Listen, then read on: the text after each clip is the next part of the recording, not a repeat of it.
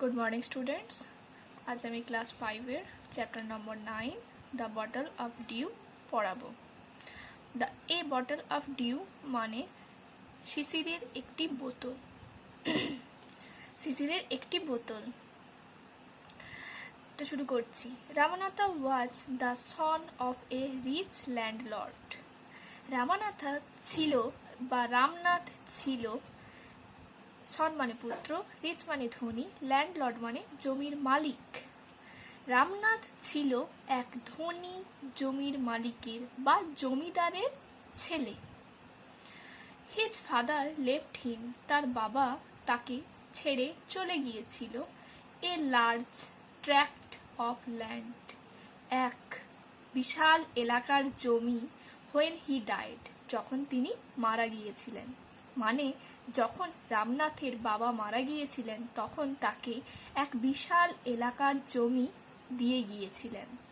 But কিন্তু Ramnatha did not spend even one day looking after his land. কিন্তু Ramnath did not spend even one day, একদিনও অতিবাহিত করেনি। Spend মানে ডিড নট স্পেন্ড মানে অতিবাহিত করেনি। লুকিং আফটার হিজ ল্যান্ড, তার ওই জমির দেখাশুনো করায়।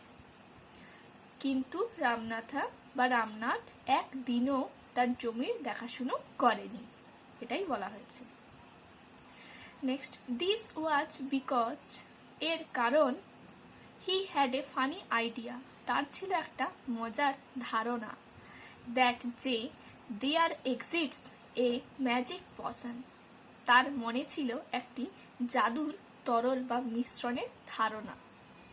হুইচ যেটা, if touched to any object, যেটা কোনো জিনিসে স্পর্শ করা মাত্রই টার্নস ইট ইনটু গোল্ড, সেটা সোনায় পরিবর্তিত হবে।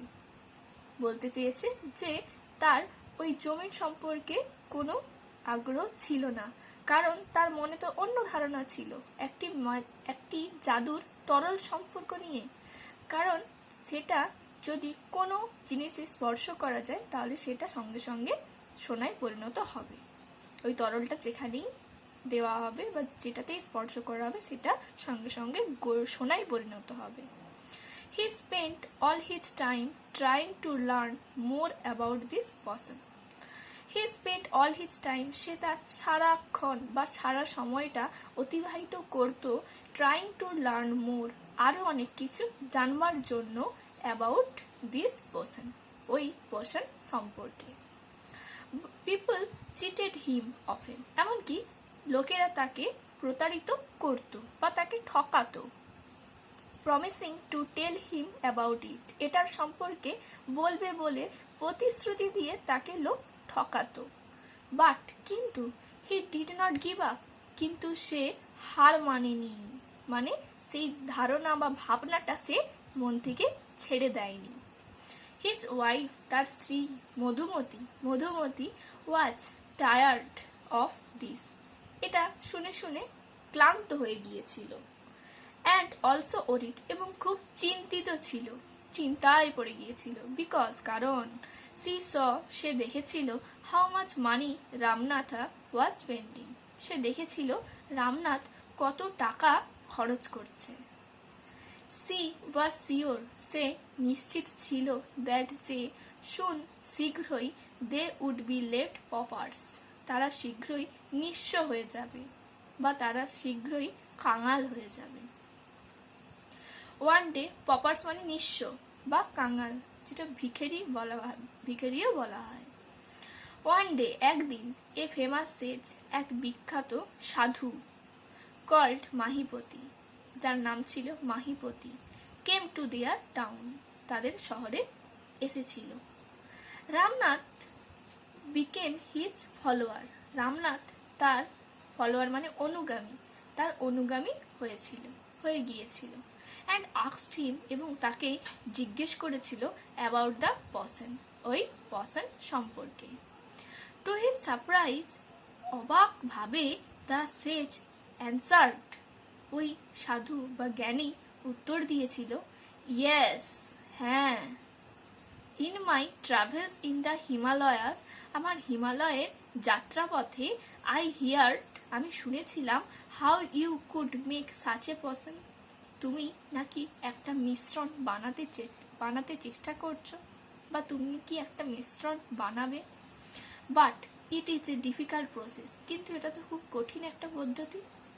টেল মি, আমাকে বলুন, ইনসিস্টেড রামনাথ। রামনাথ জেদ করেছিল। ইনসিস্টেড মানে জেদ করা। নট বিলিভিং হিজ লাক, তার ভাগ্যের উপর বিশ্বাস না করে। বিলিভিং মানে বিশ্বাস করা। You have to plant a banana tree, তোমাকে একটি বেনানা ট্রি বা কলা গাছ লাগাতে হবে। ওয়াটার ইট, এটাতে জল দিতে হবে। রেগুলারলি, প্রতিনিয়ত। উইথ ইয়োর ওন হ্যান্ডস, তোমার নিজে হাতে। তাহলে you have to plant a banana tree, তোমাকে একটা কলা গাছ লাগাতে হবে। অ্যান্ড ওয়াটার ইট, এবং জল দিতে হবে। রেগুলারলি, প্রতিনিয়ত। উইথ ইয়োর ওন হ্যান্ডস, তোমার নিজে হাতে। ইন উইন্টার, শীতকালে, দ্য মর্নিং ডিউ, ভোরের বা সকালের শিশির, will settle on its leaves, এটার পাতায় জমবে। ইউ হ্যাভ টু কালেক্ট, তোমাকে সংগ্রহ করতে হবে। 5 লিটার্স অফ ডিউ, 5 লিটার শিশির। অ্যান্ড ব্রিং ইট, এবং এটাকে আনতে হবে। টু মি, আমার কাছে। I will chant a secret mantra, আমি এটার ওপর এক গোপন, সিক্রেট মানে গোপন, মন্ত্র উচ্চারণ করে দেব। হুইচ উইল টার্ন ইট, যেটা এটাকে পরিণত করবে, এটাকে বলতে ওই শিশিরটাকে পরিণত করবে ইনটু দ্য ম্যাজিক পশন, একটা জাদুর মিশ্রণ বা জাদুর তরলে পরিণত করবে। এ ড্রপ অফ দিস পশন, ওই মিশ্রণের এক ফোঁটা, উইল ট্রান্সফর্ম অ্যানি অবজেক্ট, যে কোনো জিনিসকে পরিণত করবে বা পরিবর্তিত করবে ইনটু গোল্ড, সোনায় পরিবর্তিত করবে। শুরু থেকে গোল্ড পর্যন্ত যে পড়ানো হলো, এর মধ্যে একটাই কথা বলা আছে, কিছু কথা বলা আছে, যেগুলো হচ্ছে রামানাথাকে যে তার বাবা বিশাল এলাকার জমি দিয়ে গিয়েছিল, সেই জমির প্রতি খেয়াল না করে সে একটি ম্যাজিক পশনের দিকে তার ধারণা ছিল, যেই পশনটা সে ব্যবহার করে বিভিন্ন জিনিসকে স্পর্শ করা মাত্রই সেগুলো সোনায় পরিবর্তিত হবে। তার জন্য রামনাথ এক ফেমাস সেজের ফলোয়ার হয়েছিল বা অনুগামী হয়েছিল, যে কিনা তাকে কিভাবে ওই পশন তৈরি করতে, ম্যাজিক পশন তৈরি করতে হবে তার উপায় হিসাবে বলেছিল যে একটা বেনানা ট্রি, একটা কলা গাছ লাগাবে, তাতে জল দেবে।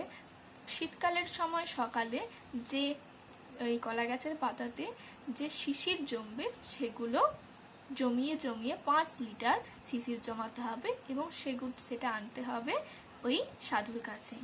সেটাকে কিছু সিক্রেট মন্ত্র দ্বারাতে উচ্চারণ করে সেটাকে ম্যাজিক পশনে পরিণত করবে, যার এক ফোঁটা কিনা অন্য যে কোনো জিনিসের ওপর ছেটালে সেটা সোনায় পরিবর্তিত হবে। শুরু থেকে এই গোল পর্যন্ত প্যারার মধ্যে এই গল্পটা বলা আছে। এর মধ্যে কয়েকটা ওয়ার্ডস আছে, সেই ওয়ার্ডসগুলো তোমরা নোট ডাউন করবে। যেমন হচ্ছে ল্যান্ডলর্ড মানে বলেছিলাম যে জমির মালিক। স্পেন্ড মানে অতিবাহিত করা। চিটেড মানে প্রতারিত করা, যেমন রামনাথকে সকলে চিট করত বা প্রতারিত করত। পশন মানে তরল মিশ্রণ। এক্সিটস মানে উপস্থিত থাকা।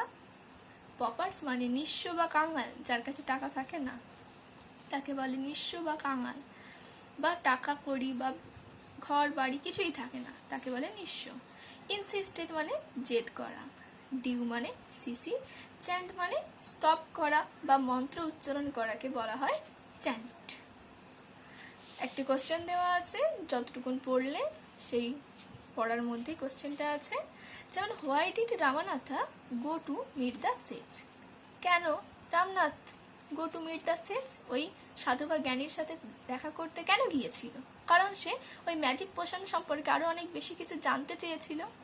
তাহলে বেশি লিখতে হবে না, তোমরা এইটুকুনি লিখবে যে Ramanatha wanted to know more about the potion. Ramanatha wanted to know more about the potion, ওই পশন সম্পর্কে আরো অনেক কিছু জানবার জন্য তার কাছে গিয়েছিল। তাই লিখবে রামানাথা চেয়েছিল টু নো মোর অ্যাবাউট, আরো বেশি কিছু জানতে, অ্যাবাউট দ্য পশন, পশন সম্পর্কে। Thank you to all. পড়ে নেবে এবং খাতায় তুলে নেবে।